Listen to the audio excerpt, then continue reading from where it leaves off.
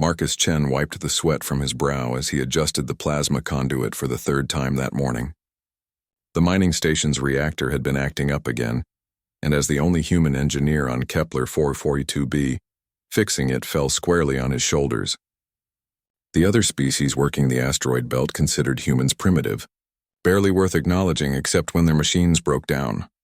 "Another malfunction in Sector 7, came the gravelly voice of Throck, a Vorthak supervisor whose rocky hide made him look like a walking boulder. "Your people's technology is unreliable," Marcus bit back his usual response. 3 years on this station had taught him that arguing with alien supervisors only made his life harder. Instead, he grabbed his toolkit and headed toward the problem area. The irony wasn't lost on him that while other species had faster-than-light travel and energy weapons, they still needed human ingenuity to keep their equipment running properly.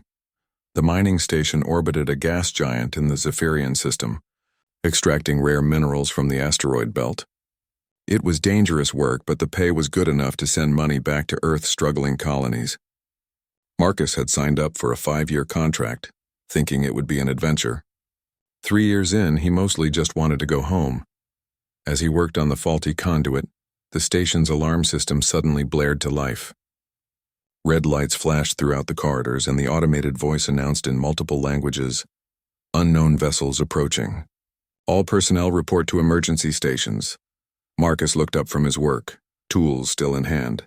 Through the nearest viewport, he could see sleek black ships emerging from behind the gas giant's rings. They moved with predatory grace, their hulls seeming to absorb light rather than reflect it. Even from this distance, Marcus could tell they meant trouble. "Umbral raiders," whispered Kix, a blue-skinned Xanthari technician who had appeared beside him. Her large eyes were wide with fear. "They've found us." The Umbral Collective was the stuff of nightmares in this part of the galaxy. They conquered worlds not for resources or territory, but for sport. Their technology was centuries ahead of most civilizations, and they took particular pleasure in hunting down what they considered inferior species. The station's defense grid activated automatically, sending streams of plasma fire toward the approaching ships.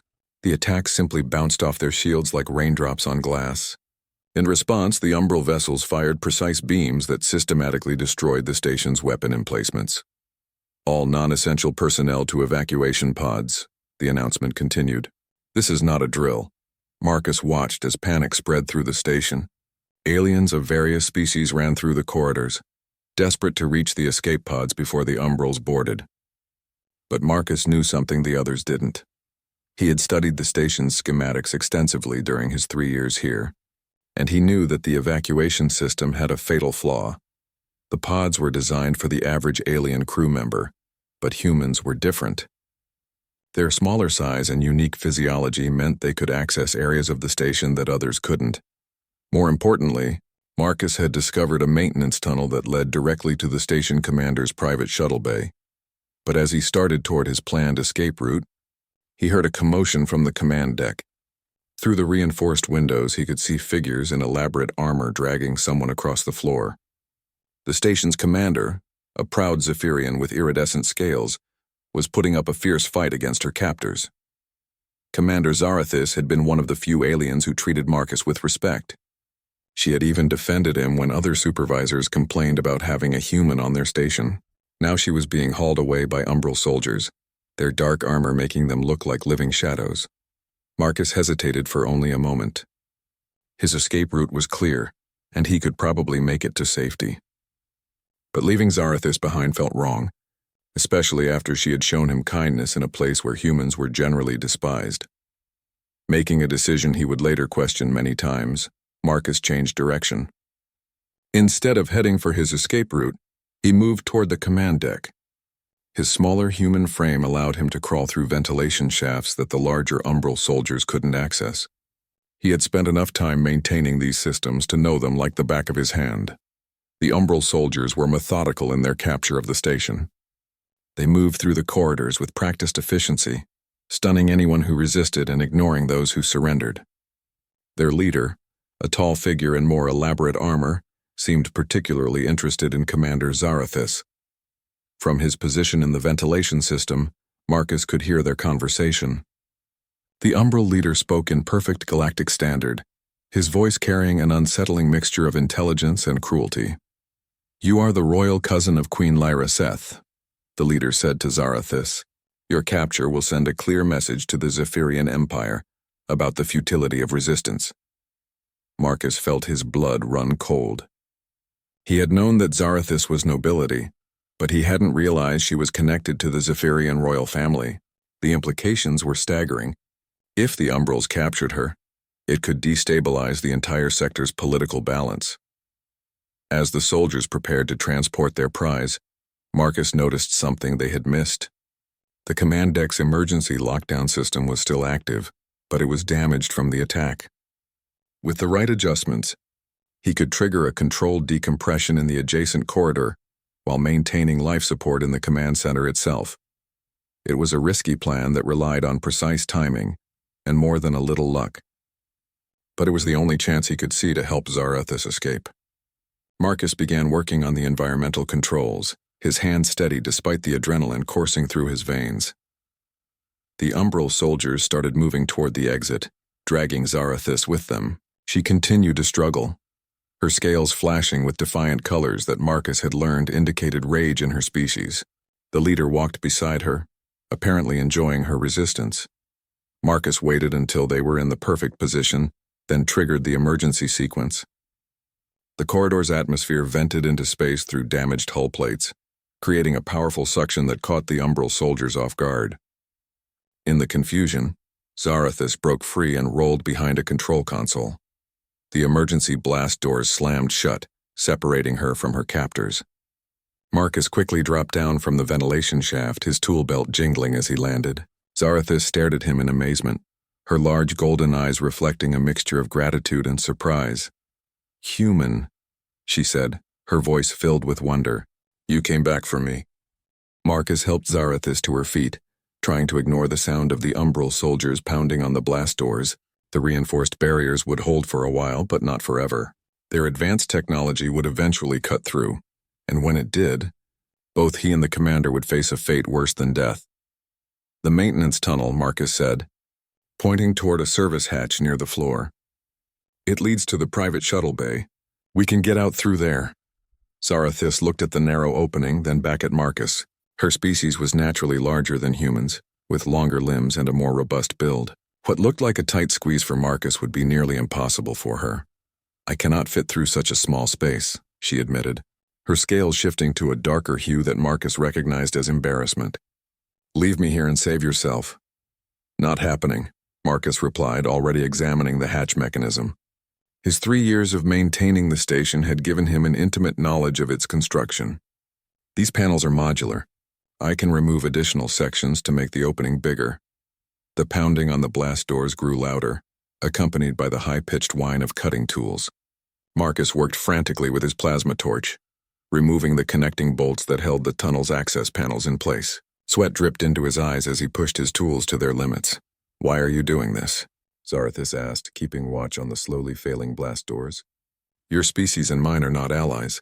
I have seen how others treat humans on this station." Marcus paused in his work for a moment. It was a fair question, and one he wasn't entirely sure he could answer. "You treated me like I mattered," he said finally. "That's more than most." The commander's scales shifted to a warmer golden tone that Marcus had learned indicated respect among her people.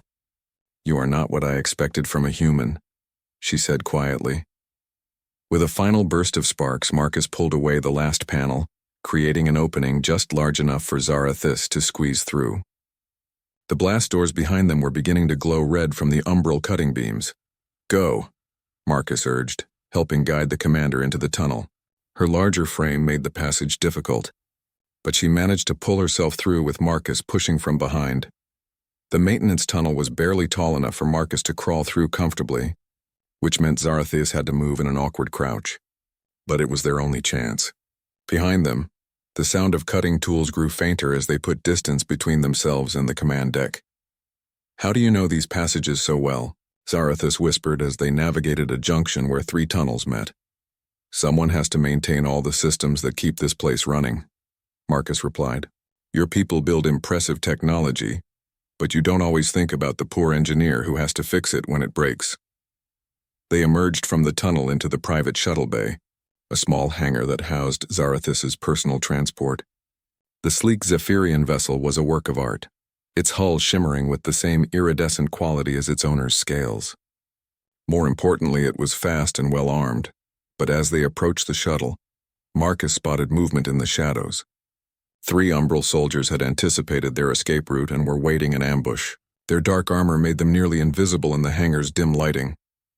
"Behind the cargo containers," Marcus hissed, pulling Zarathus down just as energy bolts scorched the air where they had been standing.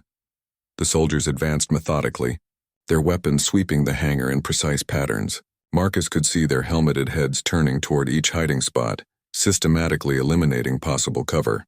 They would be found within minutes. "Can you reach your shuttle's remote systems?" Marcus asked, eyeing the distance between their position and the ship. "Yes, but the moment I activate anything, they will know exactly where we are," Zarathus replied. Marcus studied the hangar layout, noting the positions of fuel lines, loading equipment, and emergency systems. An idea began to form, dangerous and probably stupid, but their only real option. "When I say go, start your ship and open the rear cargo hatch," he instructed. "Then run for it." "What are you planning to do?"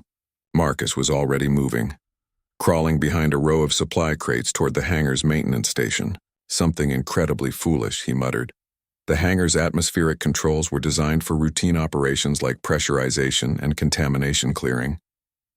But in the right hands, they could be used for more creative purposes. Marcus began rapidly inputting commands, overriding safety protocols with the emergency codes he had memorized during his maintenance work. "Now," he shouted. Zarathus activated her ship's systems, and the shuttle's engines began their startup sequence with a distinctive Zephyrian harmonic whine. The Umbral soldiers immediately turned toward the sound, raising their weapons to fire. At that moment, Marcus triggered an emergency decontamination cycle that flooded the hangar with high-pressure cleaning foam. The thick, slippery substance erupted from nozzles throughout the ceiling, turning the floor into a treacherous skating rink and severely limiting visibility. The Umbral soldiers, caught off guard by the sudden environmental change, struggled to maintain their footing. Their advanced armor provided protection against weapons and environmental hazards, but it wasn't designed for navigating foam-covered surfaces. Marcus sprinted through the chaos, his smaller size and lower center of gravity giving him an advantage in the slippery conditions. He reached Zarathus just as she made it to her shuttle's cargo ramp. Energy bolts zipping past them through the foam. They tumbled into the ship together, and Zarathus immediately engaged the closing mechanism for the cargo hatch. The shuttle's engines reached full power, just as the first Umbral soldier managed to reach their position, his armored fist pounding futilely against the closing ramp. "Hold on," Zarathus warned as she took the pilot's seat. The shuttle shot out of the hangar like a released arrow, its acceleration pressing Marcus deep into his seat. Through the rear viewports, Marcus could see the mining station falling behind them. The massive structure was now crawling with Umbral ships like dark insects on a carcass. Emergency lights flashed throughout the station as the raiders systematically stripped it of anything valuable. "They will pursue us," Zarathus said, her hands dancing across the control interfaces with practiced grace. "My ship is fast, but their technology is superior." As if summoned by her words, several Umbral fighters detached from the main fleet and began accelerating after them. The enemy ships moved with an unnatural smoothness that spoke of technology far beyond anything in the Zephyrian arsenal. "Can we reach friendly space?" Marcus asked, studying the navigation display. "Not before they catch us," Zarathus replied grimly. "But there is another option. The asteroid field ahead has strong magnetic interference that disrupts most sensor systems. If we can reach it, we might be able to hide." The shuttle dove toward the dense cluster of rotating rocks, weaving between massive asteroids that could crush them with a single collision. Zarathus piloted with skill that took Marcus's breath away, threading the needle between death traps that would challenge the best human pilots. Behind them, the Umbral fighters followed relentlessly, their weapons reaching out with deadly precision. Energy bolts sparked against asteroid surfaces, sending clouds of superheated rock fragments spinning through space. "There," Zarathus pointed toward a particularly large asteroid with a deep crater. "If we can reach that cavern, the magnetic field should mask our signature." She pushed the shuttle to its limits, diving toward the asteroid at a speed that made Marcus's stomach lurch. At the last possible moment, she pulled up and guided them into the crater, the ship's hull scraping against rock walls as they penetrated deep into the asteroid's core. The cavern was larger than it had appeared from outside, with enough space for the shuttle to hover safely while remaining hidden from outside sensors. Zarathus powered down all non-essential systems, reducing their energy signature to almost nothing.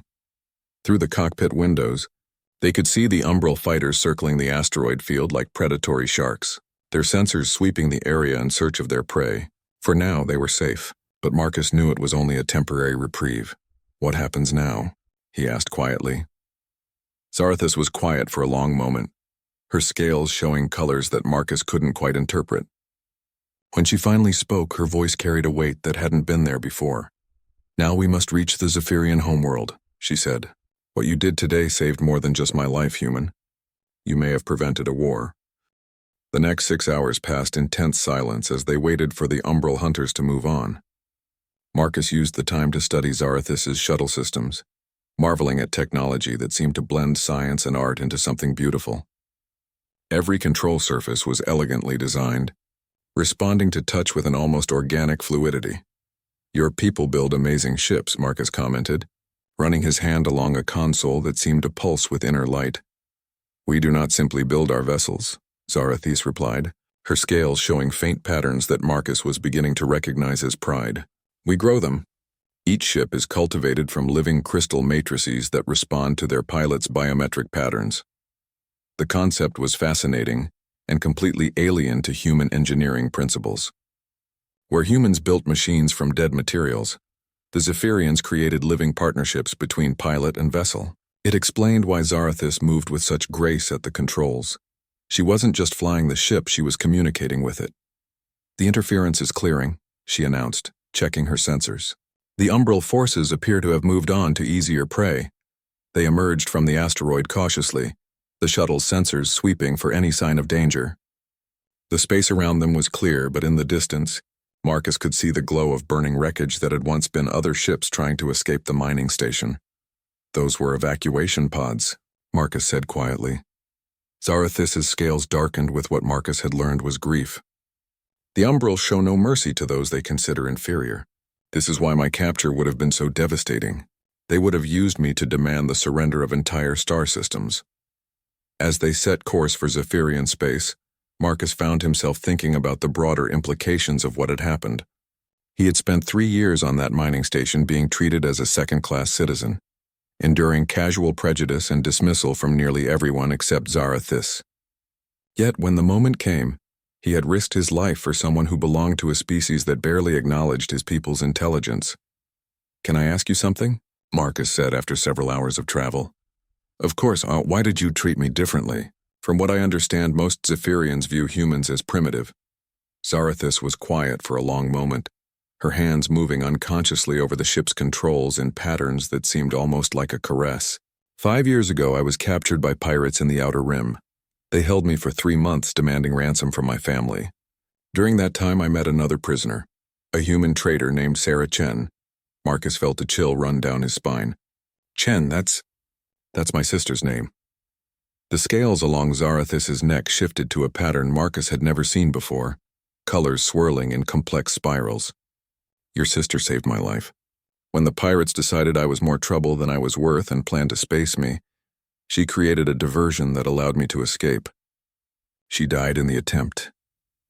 The cockpit fell silent except for the gentle hum of the ship's systems. Marcus stared at the stars ahead, processing this revelation. Sarah had been lost in the Outer Rim 5 years ago, her ship found drifting and empty. The family had assumed pirates, but they had never learned the details. She spoke of her brother often. Zarathus continued softly, an engineer who dreamed of working among the stars, despite the prejudices his people faced. "When I learned there was a human named Marcus Chen working on my station, I had to see if I was related to the woman who saved your life," Marcus finished. "The resemblance is unmistakable, now that I look at you properly. You have her eyes and the same stubborn determination." Zarathus's scales showed warm golden hues. "Perhaps it is fate that brought us together." The shuttle's proximity alarms chimed softly, indicating they were approaching the edge of Zephyrian space. Marcus could see patrol ships in the distance, their hulls gleaming with the same iridescent quality as their creator's scales. "This is where things become complicated," Zarathis said, beginning the communication protocols with her people's border guard. "Bringing a human to the homeworld without proper authorization is strictly forbidden." "I can wait on one of the border stations," Marcus offered. "You don't need to risk diplomatic incidents on my account." But Zarathis shook her head, her scales showing determination. "You saved the life of royal blood and prevented a potential catastrophe. The council will want to hear your account directly. Besides," she added with what Marcus was learning to recognize as humor among her people, "I suspect Queen Lyrazeth will be very interested in meeting the brother of Sarah Chen." The Border Patrol's response came through in musical tones that the ship's computer translated into galactic standard. "Commander Zarathis, you are cleared for immediate transit to the homeworld. Please be advised that the Royal Council has declared an emergency session upon news of the Umbral attack." As they passed through the patrol perimeter, Marcus got his first look at the inner systems of the Zephyrian Empire. The space around them was filled with structures that defied human understanding of engineering. Stations that looked like crystalline flowers, ships that moved with organic grace, and orbital habitats that seemed to have been carved from single massive gems. "It's beautiful," Marcus whispered, pressing his face against the viewport. "Wait until you see Zephyros Prime," Zarathis replied with obvious pride. When the homeworld finally came into view, Marcus understood why the Zephyrians were considered one of the most aesthetically advanced species in the galaxy. The planet's surface was covered with cities that looked like they had grown naturally from the landscape, their spires reaching toward space in sweeping curves that followed mathematical principles Marcus could only guess at. The royal palace was visible even from orbit, a massive structure at the planet's north pole that appeared to be built entirely from living crystal. It pulsed with gentle light that shifted through the spectrum in patterns that seemed almost like breathing. "The Palace of Eternal Harmonics," Zarathis explained as they began their descent. "It has stood for 10,000 years, growing larger with each generation as new queen mothers add their own contributions to its structure." The shuttle was guided to a landing platform that extended from the palace like a flower opening its petals. As they touched down, Marcus could see figures waiting for them. Zephyrians in elaborate ceremonial robes whose scales caught and reflected the light in dazzling displays. "Are you ready to meet a queen?" Zarathis asked as the shuttle's systems powered down.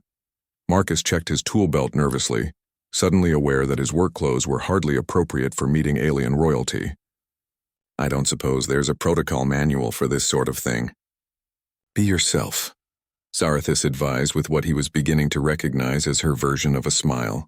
"It has served you well so far." As the cargo ramp lowered, Marcus stepped onto alien soil for the first time in his life. The air was warm and humid, carrying scents that reminded him of tropical gardens and ozone. The gravity was slightly lighter than he was used to, making each step feel strangely buoyant. The reception committee approached with formal precision, their scales displaying complex patterns that Marcus assumed were some form of ceremonial greeting. At their head walked a figure whose presence seemed to command attention without effort, tall even for a Zephyrian, with scales that shifted through colors Marcus had never seen before. "Queen Lyrazeth," Zarathis said formally, her own scales showing deep respect. "I present Marcus Chen, the human who saved my life and prevented my capture by the Umbral Collective." The queen studied Marcus with large, intelligent eyes that seemed to see through to his soul. When she spoke, her voice carried harmonics that resonated in his chest like distant music. "So," she said in perfect English, "you are the brother of Sarah Chen. I have waited 5 years to thank someone from your family. It seems the universe has finally provided the opportunity." Marcus felt the weight of destiny settling on his shoulders like a heavy cloak. Whatever happened next, he knew his life would never be the same. "Your Majesty," he said, not sure if he was using the right title but meaning every word.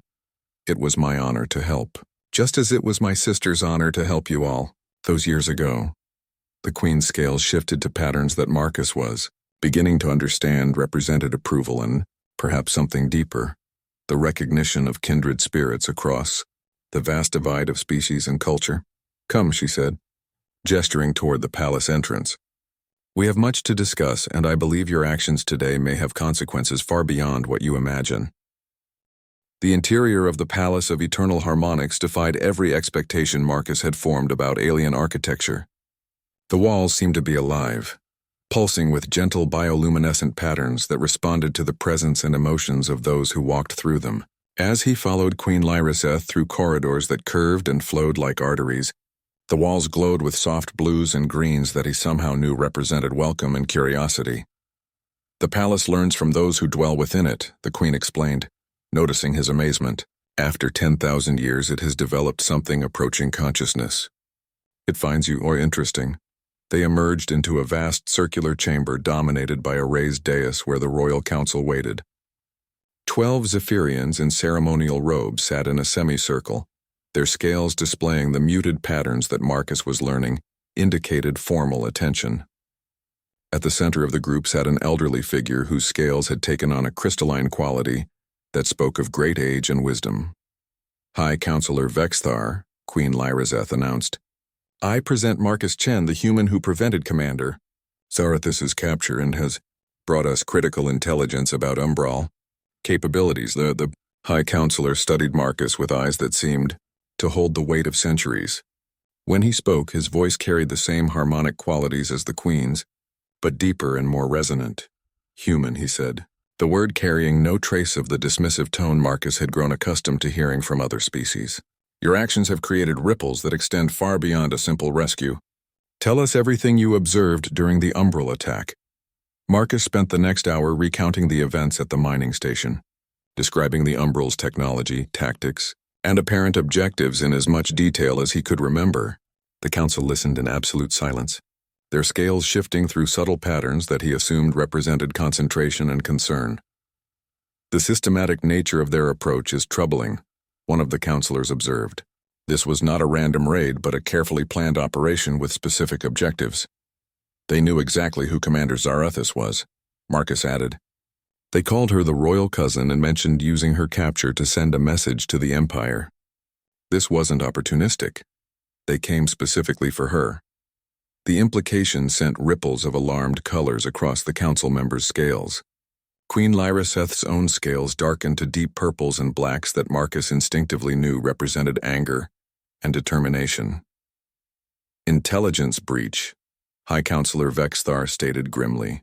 "The Umbrals should not have known Zarathus's identity or location. This suggests they have sources within our government or military, or allies among the other species," another counselor suggested. "The mining station employed beings from a dozen different worlds. Any one of them could have provided information to the collective." Marcus cleared his throat hesitantly. "If I may, Your Majesty, there's something else. During my 3 years at the station, I noticed that human personnel files were accessed more frequently than those of other species.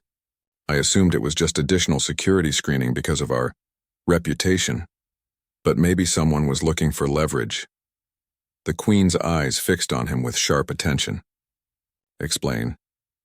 "Humans are considered primitive by most galactic standards," Marcus said, choosing his words carefully. "We're often overlooked, dismissed as insignificant.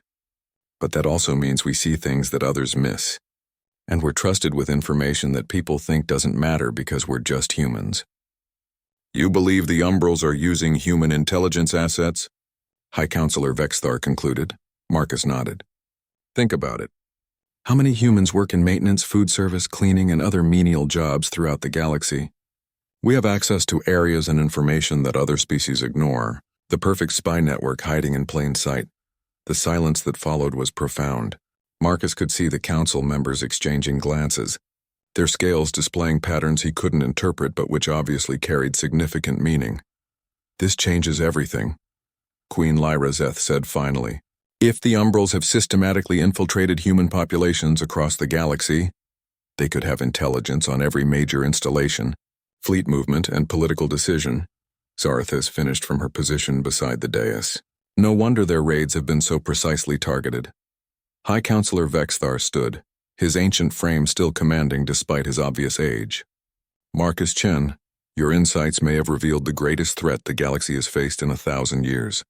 But insights alone will not stop the Umbral Collective. We need proof, and more importantly, we need to find and neutralize their human network." "With respect, High Counselor," Marcus said, surprised by his own boldness in addressing such an august figure. "You're thinking about this the wrong way." Every eye in the chamber focused on him with an intensity that made his skin crawl. Queen Lyraseth raised one scaled hand in a gesture that somehow conveyed both permission to continue and a warning to choose his words carefully. "You're thinking like the other advanced species," Marcus continued. "You want to find and neutralize the threat through superior technology and military force. But that's not how you beat a spy network. You turn it against itself." "Elaborate," the Queen commanded. Marcus took a deep breath, knowing that what he was about to propose would either be seen as brilliant or get him thrown out of the palace as a presumptuous primitive. "The Umbrals recruited humans because we're underestimated and overlooked. They see us as tools to be used and discarded. But what if we use that same prejudice against them?"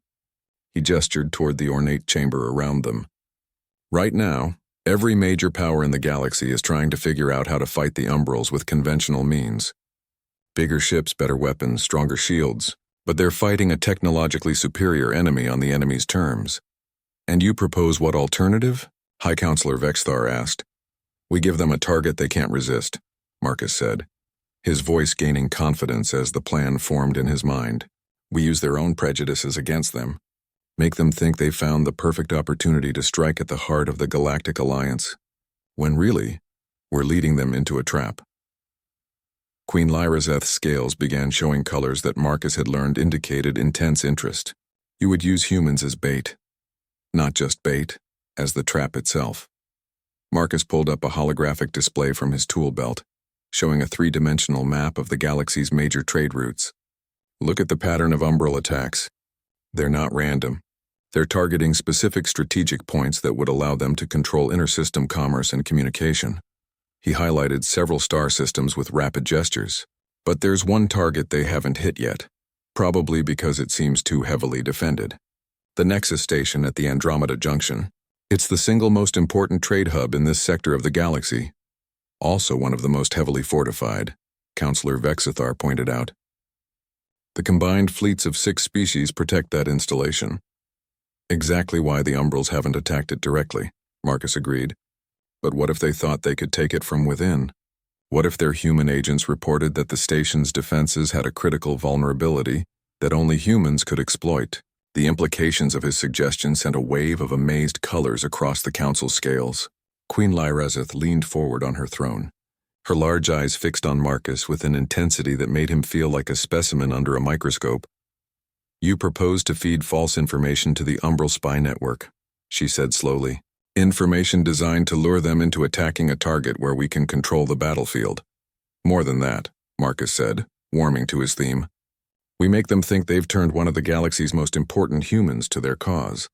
Someone with access to critical defense systems and the motivation to betray the alliance that has treated his people so poorly." High Counselor Vexthar's ancient features showed what Marcus hoped was approval. "And you would be this supposed traitor?" "Who better?" Marcus shrugged.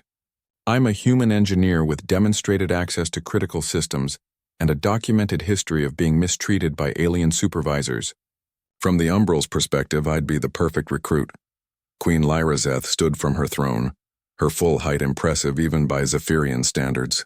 The bioluminescent patterns on the walls responded to her movement, shifting to deeper, more complex colors that spoke of momentous decisions being made. "Your plan has merit," she said formally, "but it also has enormous risks.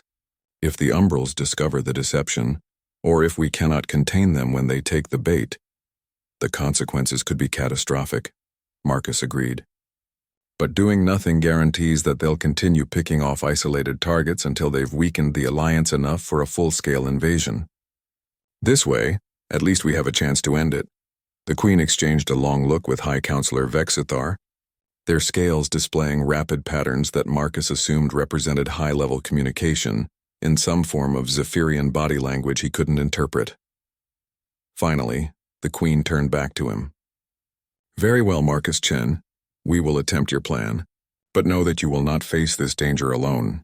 The Zephyrian Empire owes you a debt that can never be fully repaid, both for saving my cousin and for the sacrifice." 3 weeks later, Marcus found himself aboard a merchant vessel bound for the Nexus Station. his identity scrubbed and replaced with that of a disgraced engineer seeking work in the outer systems. The transformation had been remarkable. Zephyrian Intelligence Services had created a perfect backstory of failed assignments, dismissed grievances against alien supervisors, and mounting debts that would make him an ideal target for umbral recruitment. The ship's captain, a gruff Terran named Rodriguez, treated Marcus with exactly the kind of casual contempt that made his cover story believable.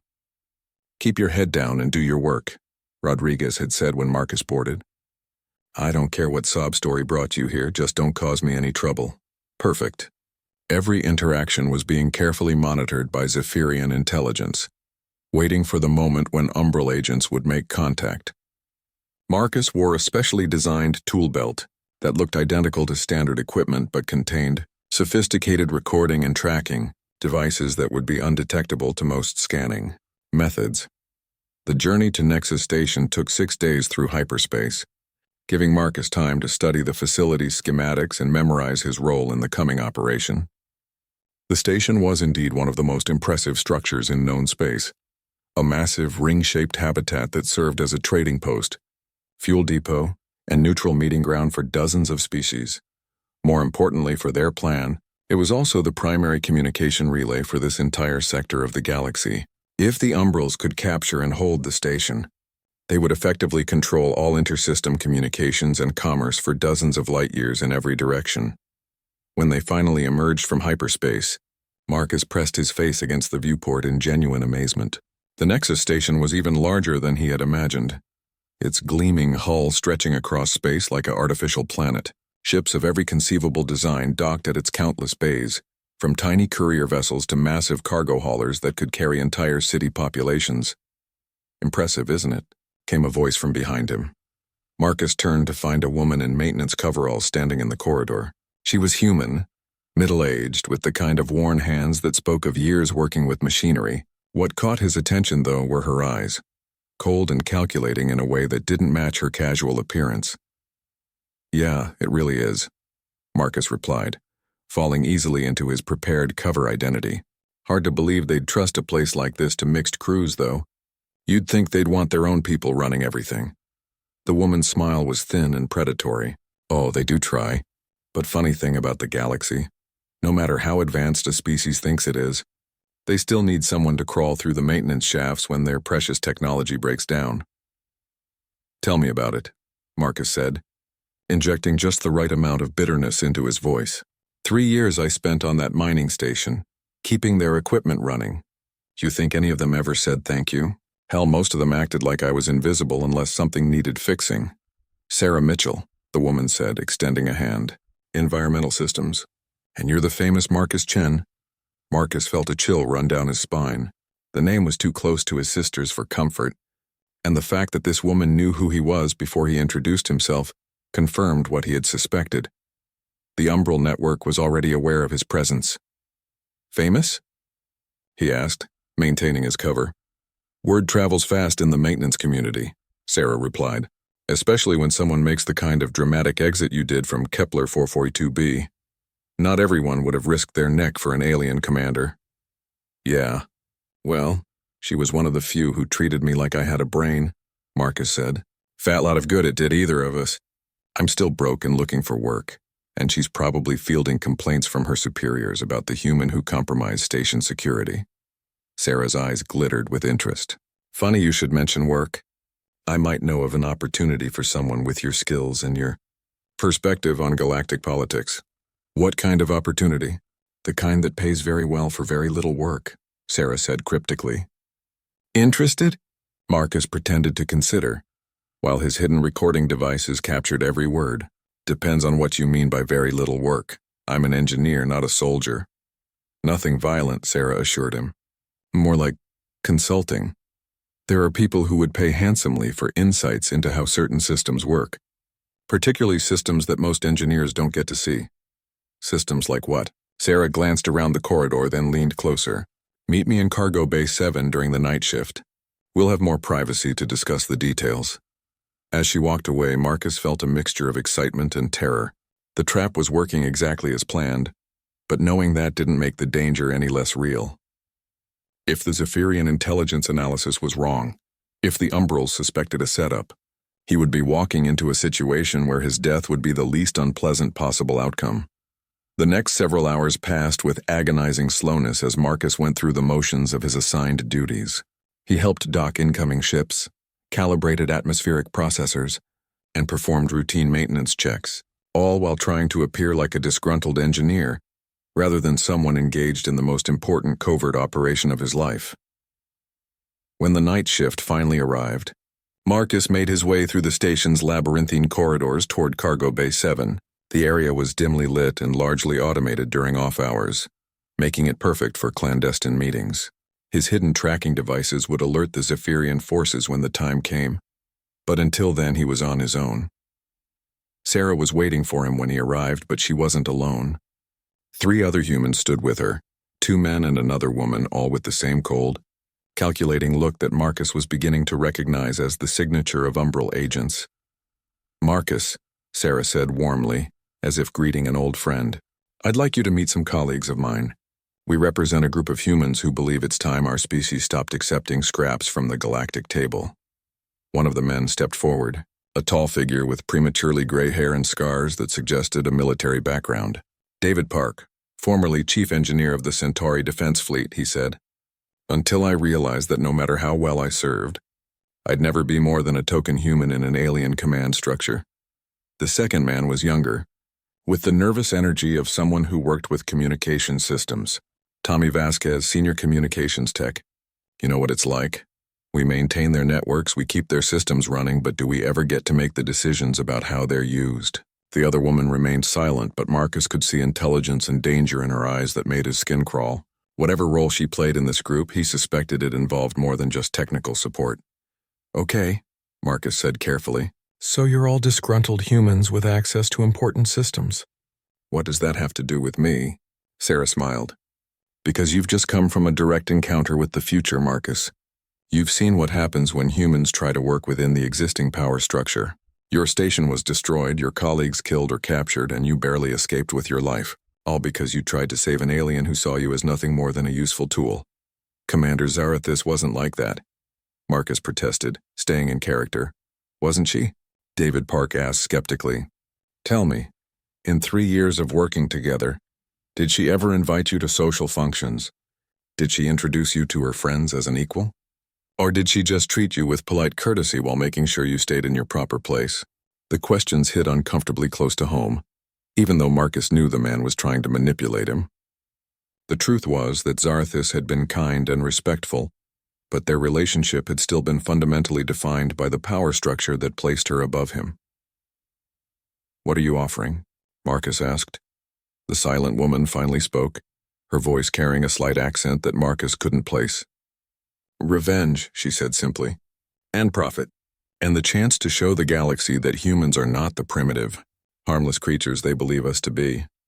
Sarah activated a holographic projector, filling the air above them with a detailed schematic of the Nexus Station's central systems. This facility is the nerve center of galactic commerce and communication. If something were to happen to its primary control systems, the economic disruption would be felt throughout known space. "Something like what?" Marcus asked, though he was beginning to see where this was heading. "A systems failure," David Park said with a cold smile, "the kind that could only be caused by someone with intimate knowledge of human engineering principles.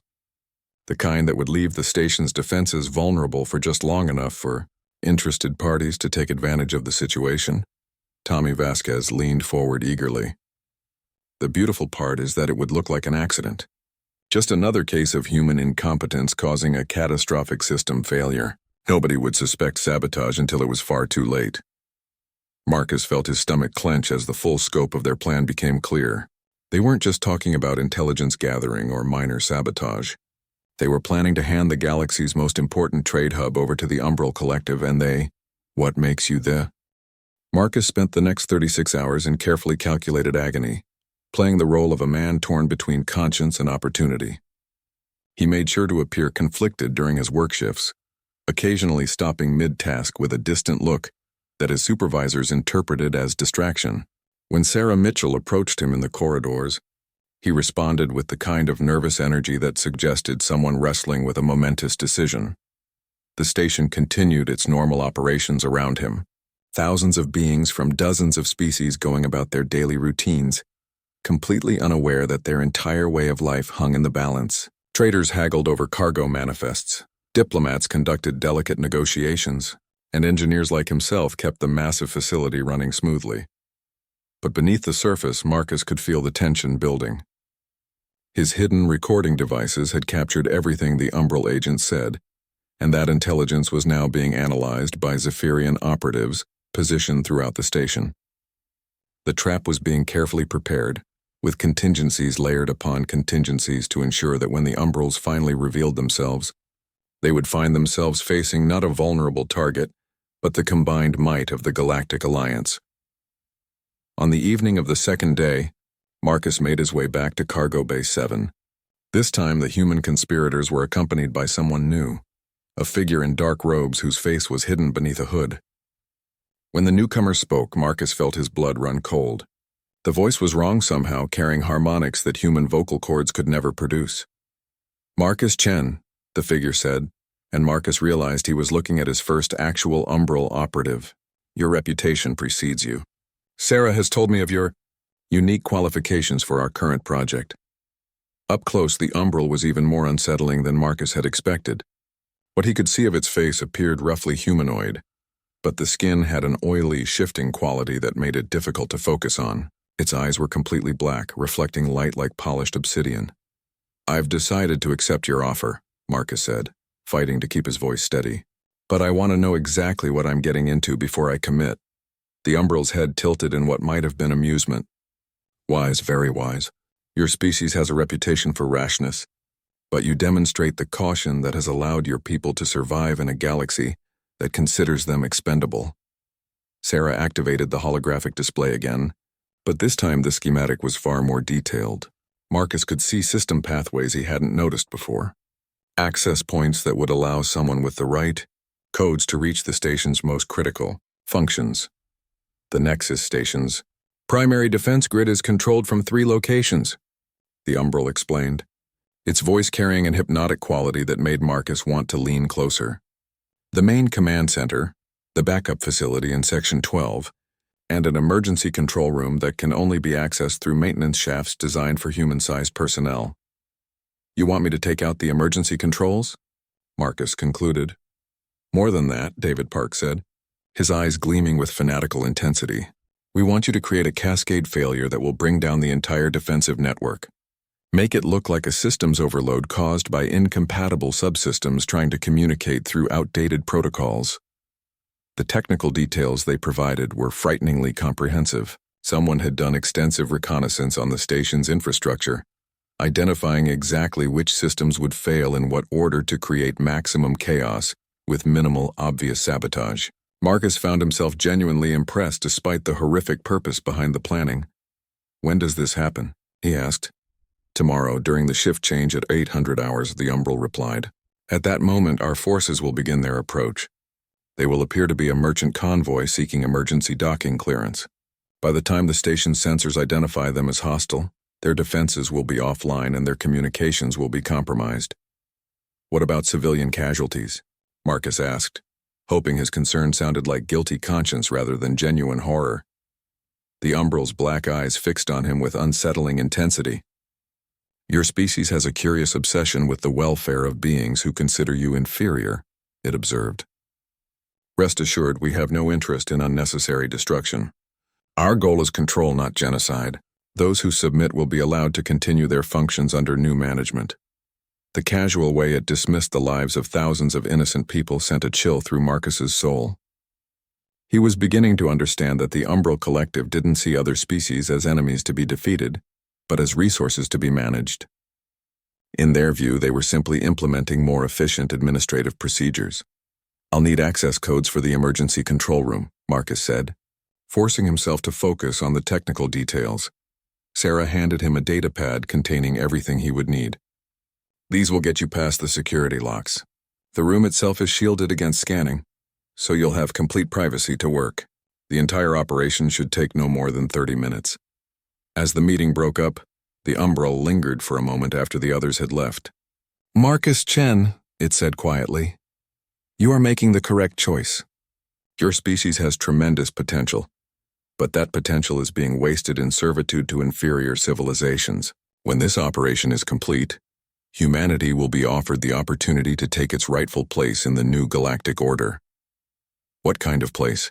Marcus asked. "The place of a species that understands the value of survival through adaptation," the Umbral replied cryptically.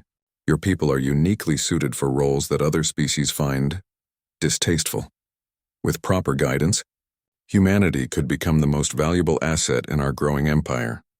After the creature left, Marcus stood alone in the cargo bay processing what he had just heard. The Umbrals weren't planning to destroy humanity. They were planning to turn his entire species into a race of collaborators and enforcers. It was almost worse than genocide, because it offered the seductive promise of survival and status in exchange for moral compromise. The next morning arrived with agonizing slowness. Marcus went through his usual routines, but every action felt surreal, as if he were watching someone else perform the motions of normal life. At precisely 0750 hours, he made his way to the emergency control room. Using the access codes provided by the conspirators, the room was exactly as advertised, a cramped space filled with backup systems that could maintain basic station functions if the primary control centers were damaged. Under normal circumstances, it would take someone hours to cause any significant damage from this location. But the Umbrals had provided him with precise instructions that would cascade through the station's networks like a virus. As he connected his tools to the control interface, Marcus activated a hidden communication device that would signal the Zephyrian forces that the operation was beginning. From this point forward, everything depended on timing and coordination that had been planned down to the second. At exactly 0800 hours, Marcus input the first sequence of commands. Throughout the station, backup systems began reporting minor anomalies. Nothing that would trigger immediate alarms, but enough to create confusion when the real attack began. On the edge of sensor range, a convoy of ships appeared, broadcasting merchant identification codes and requesting emergency docking clearance. The station's traffic control responded normally, directing the convoy toward available docking bays.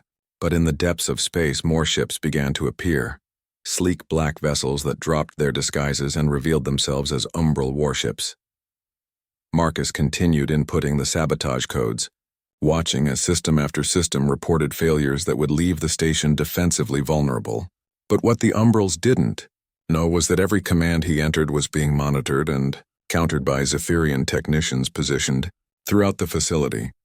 The apparent system failures were real enough to fool Umbral sensors, but backup systems were already coming online to maintain actual defensive capabilities. When the attack began, the Umbrals would find themselves facing not a helpless target but a fully operational fortress that had been expecting their arrival. The first energy blast lit up space around the station as the Umbral fleet revealed itself and began its assault. Emergency klaxons wailed throughout the facility as blast shields slammed down over viewports and defensive turrets swiveled toward the incoming threats. But instead of finding their weapons offline, the station's gunners discovered that their systems were functioning perfectly. Streams of plasma fire reached out toward the Umbral ships, which suddenly found themselves caught in a carefully prepared crossfire. At the same moment, the merchant convoy that had been allowed to dock found itself surrounded by heavily armed security teams. The Umbral infiltrators who had expected to seize control of critical systems instead walked into holding cells that had been prepared for their arrival. Marcus felt a moment of savage satisfaction as he watched the Umbral fleet realize they had been outmaneuvered. Their ships began taking heavy damage as the station's full defensive arsenal opened fire, while Allied vessels that had been positioned nearby joined the battle. But his satisfaction was short-lived. The silent woman from the human conspirators appeared in the doorway of the